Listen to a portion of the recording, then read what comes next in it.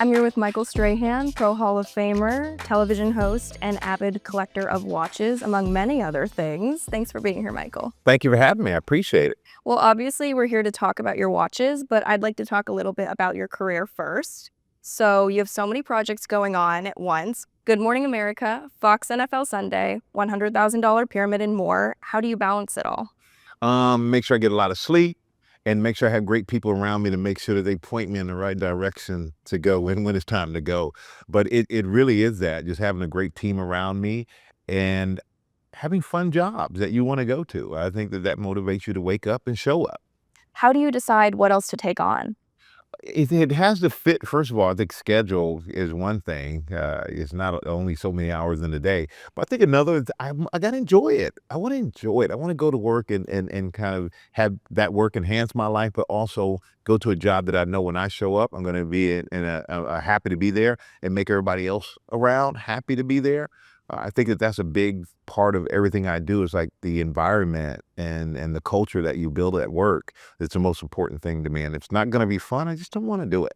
Well, what other ventures are you working on, entrepreneurial or otherwise? Well, I have SMAC, which is Sports, Music, and Culture, a company I started 14 years ago with my business partner, Constance Schwartz. And we do talent management, we do production, we do consumer products businesses. We run the gamut on everything that we do. And it's been a lot of fun because interesting being on both sides of it, being someone who was an athlete who is now, doing TV, but also in the management business of managing athletes who some are still on playing, and DK Metcalf and guys like that, to Deion Sanders and Tony Gonzalez and some guys who've retired, to Erin Andrews, who is the top female broadcaster in football. So to be able to be on the side of managing people who do what you do and being a part of that is really interesting kind of situation. Are there any challenges with that?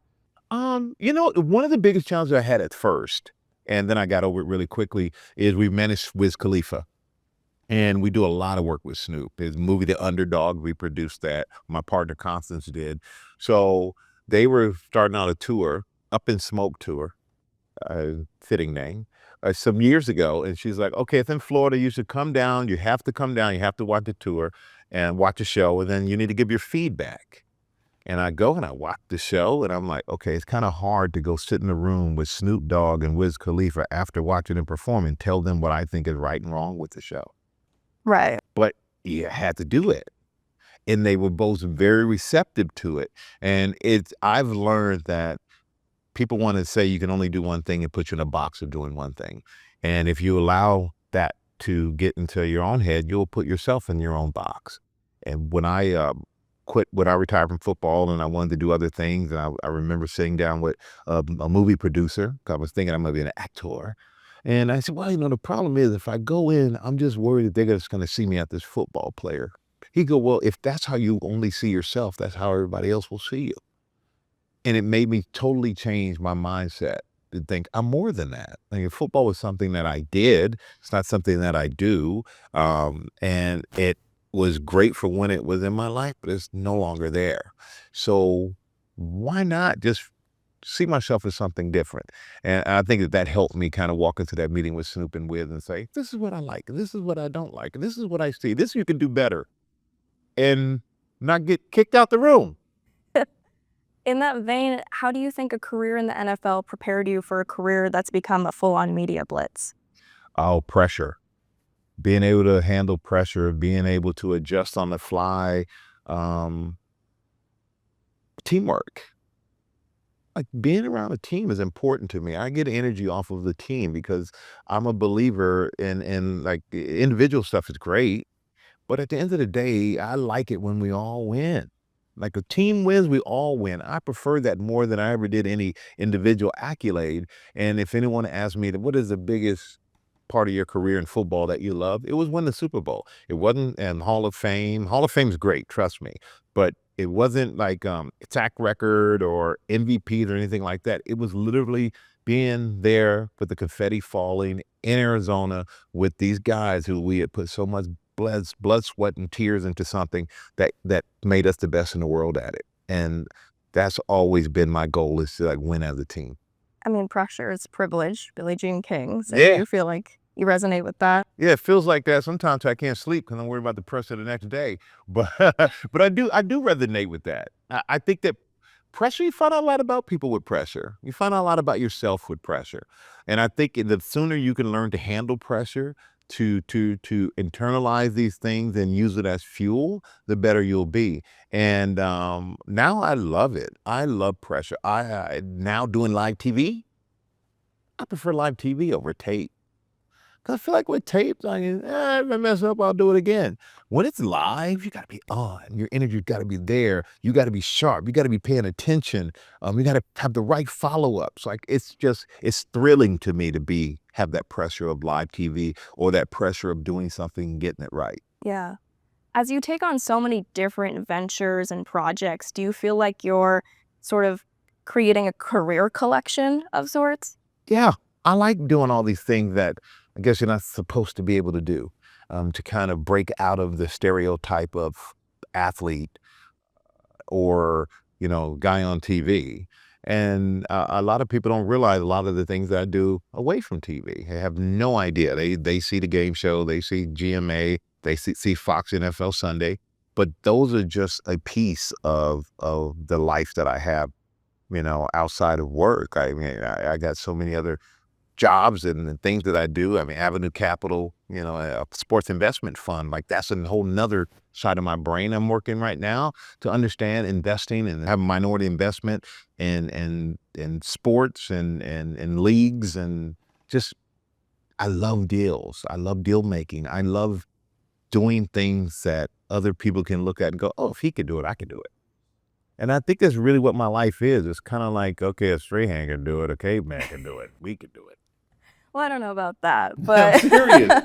I really am serious. I look at it, I marvel at the opportunity that I've been given. And granted, it's a lot of work. And I always say, your name or whatever will get you in a room. But you have to prove that you deserve to stay in a room. And for me, that's the pressure that I like to show that, hey, okay, I showed up because you knew my name and you let me in the room, but I have to prove that I'm here for the right reason, that I deserve to stay in this room, that I'm here for this business, that I know what the business is. And not so much I walk into a room with a team of people and I sit over in the corner after I shake everybody's hand and take a picture and I'm quiet and let them run everything.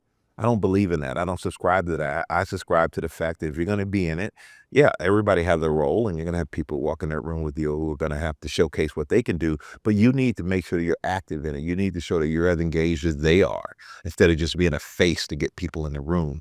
I would be embarrassed by that, to be honest with you. yeah. And speaking of collecting and the sorts of benefits that the opportunities you've been Mhm. involved in have afforded you, I'd love to talk a little bit about your watches. No, let's go. Well, to start off, what made you get into watches? Watches are a personal expression of your energy, your attitude, your vibe for the day. And, I know it's kind of like a car. You only have you have two wrists actually, but you only have one car. I'm like, no, that's like a different vibe for the day. And the watch is the same way. I look at a certain watch one day and I go, oh man, I want to wear that. And I look at the next day and maybe I don't because something else just appeals to me. I love the craftsmanship of it. It's like artwork to me. And I appreciate all the detail and all the things that go into making these beautiful things we have in front of us. Well, speaking of what we have in front of us, well, do we want to start with the Rolexes? I know you're a big Rolex I guy. am a big Rolex guy. And as you can tell, I'm a big Daytona guy. I have a lot of Daytonas. I have a little bit of everything, but Daytonas are my favorite Rolex. And but I'm actually going to start with this one right here. This is the Celebration, which, it has all the balloons on it. And it's a cool watch. It's a watch that when I put on makes me smile because it's very, very simple. And I think that was a watch that Rolex made. That's kind of the departure, I feel, from what we traditionally know is from Rolex, which is kind of, they have their lanes that they stick in. And this was kind of like, hey, we're Rolex, but we're allowed that we're able to have fun, and we're going to show you. And that watch is a testament to that. So I love that watch. Have you worn this one at specific celebrations? No, it's a celebration anytime I wear it though, but that's a good idea. I gotta start, I'm gonna have a celebration tonight. Give me the celebration to go with it. I like that. But no, I haven't worn it any specific celebration, but I have celebrated when I've worn it, without a doubt. And you have 3 Daytonas up here, right? I have 3 Daytonas up there and 1 on my wrist. Okay, this I saw this watch. They call that the John Mayer because it's yellow gold with a green face. And this was the watch. I don't think it was incredibly popular when it first came out. And then John Mayer wore it. I saw Jonah Hill had it on one time, and I was like, I kind of like that. I need to get one of those. So fortunately, I was able to get one. It's one of my favorite Rolexes. I just love the color combination. And, you know, the green just pops off of the yellow gold. So yeah, that John Mayer Rolex Daytona I love. This is actually a off catalog Daytona. So it's all factory gem sets and the nice like rose gold.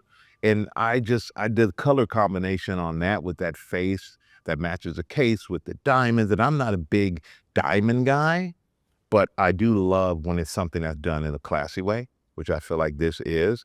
And I love that it's something that it's off catalog. So you're not gonna walk down the street and bump into somebody and go, like, I got the same as you, or as my watch buddies would do. You know, I like to have something a little different than them. So that's why I love that watch.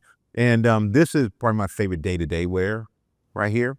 It's a platinum Daytona, and it's like a chocolate brown bezel and the most beautiful blue face. And it's got weight to it. It's hefty. It's like me, a little hefty. But it's just got weight to it. And I just love that watch because I think it's just beautiful. I look at that thing on my wrist and I'm like, okay, all your hard work was worth it just to be able to afford this watch. And but that's the one that I wear probably more than any of them on a daily basis. And and then the one I'm wearing now, this is a special watch because this is a Daytona, but this is the Le Mans Daytona that they did to celebrate Le Mans. So yeah, I had to wait for this one. I had to beg for this one. I feel really special wearing it now. It feels very special wearing it now because I understand the significance of this watch. And I don't know, I just see that little red accent right there on the bezel. That's differentiator. Because a lot of people go, oh, it looks just like the other ones. But those who know, you know. If you don't know, you don't know. But yeah, the Le Mans is like this is one I was very proud and happy that they trusted me to own. The Rolex brand did. So I'm very thankful for that. Did you ever have a mentor or someone who introduced you to watches? Not really. I've always been interested in watches. I just think from the craftsmanship of watches, I've always been interested in mechanical things.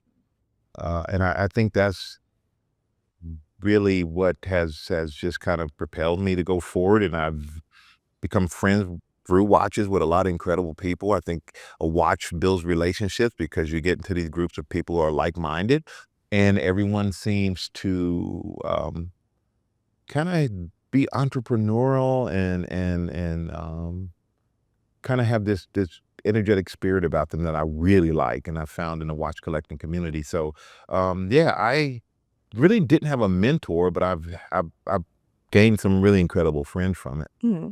Who's a friend that you could point to that you really respect among the people in your watch community right now? You know, probably one of the most unsuspecting people is my buddy, Nick Gagliano. I talk watches with him more than I talk watches with anybody. Every day it's a watch. And I'm like, Nick, you got to stop. I'm not going broke buying watches. Stop. And, but he and I talk watches, we compare watches, and we built an incredible relationship that didn't start with watches, but it continues through watches. And so Nick is like my catalyst and my, I guess he's the one I would text a picture or say, what do you think about this? And I trust his opinion more than anyone else is out there to say, I like it. I don't like it. And it doesn't matter about monetary value or anything like that. I think we just a believer in we like what we like, but he's the one I trust the most. Yeah. Looking back at the table, can you tell me about the Gerald Charles watch? Gerald Charles, I'm very like this watch seems, it's just beautiful to me. Gerald Charles is basically the last brand of Gerald Genta. And Genta was his last name. Charles is his middle name. But when he left Gerald Genta, he couldn't take his name. But what he did, and this is the guy who created the Paddock, the Aquanaut. He did the AP offshore. So he was literally the GOAT of watchmaking. And to have the final watch that he created under his final brand with his name, and it looks just a lot like an Aquanaut, but it has that little smiley face at the bottom, which I love. It's just a classic. It's clean. You can wear this dressed up. You can wear it casual. You can do everything with this watch, and this watch gets more notice than anything else on this table when you wear it. And I don't know, it just for some reason people gravitate towards it. And I am the same way. I will look and go, what do I feel like wearing today? And I pull that out of the safe quite a bit because I just think it's a fantastically beautiful, well-crafted, well-engineered watch by the GOAT of watchmakers. And I'm so happy to have that watch, and I don't see a lot of them. And I'm pretty sure after this I will see a lot. Speaking of the Paddock, we have one left. Do you want to talk about that one? Yeah, this is one of the Paddocks that I have, and I love Paddock. And Paddock is that brand, like the marketing of Paddock is genius.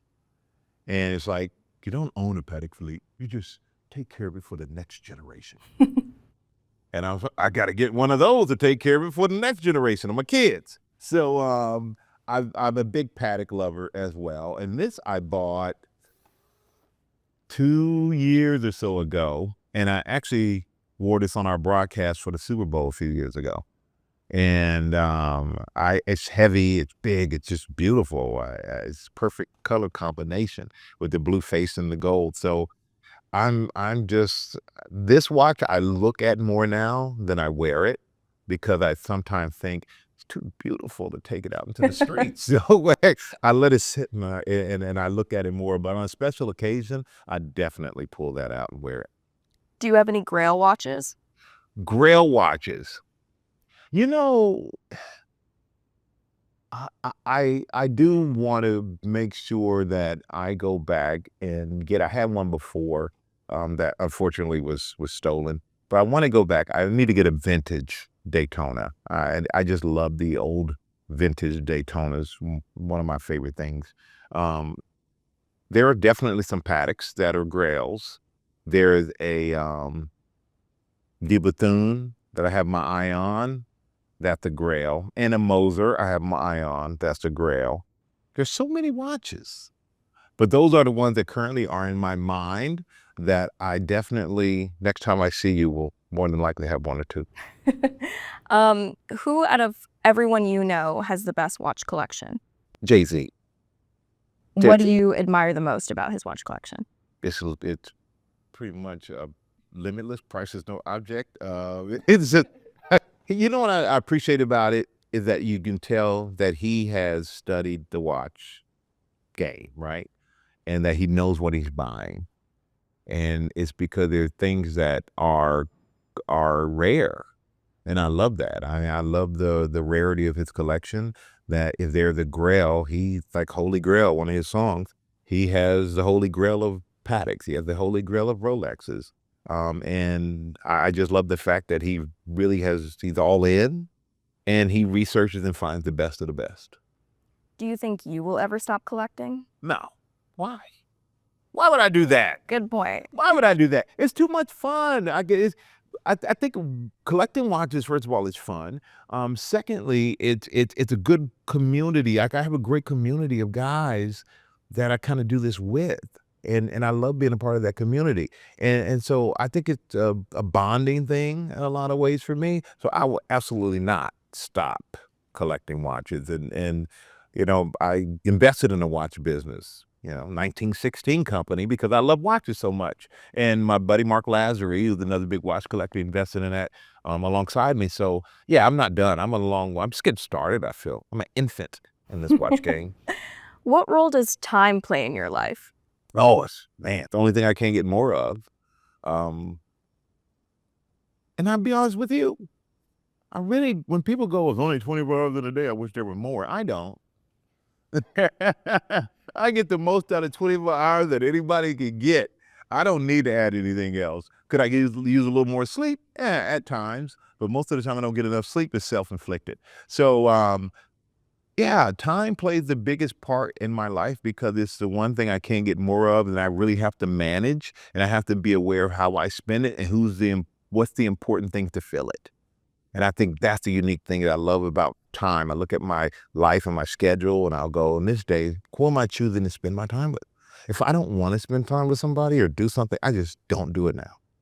I just refuse to take that time because I can never get back in my life and give it to somebody or something that I don't want to. And I think that's when you kind of realize what time is all about. Time is about the ability to, I don't know what the hell I'm saying, but time's important. I can see you moving right there, Mooch.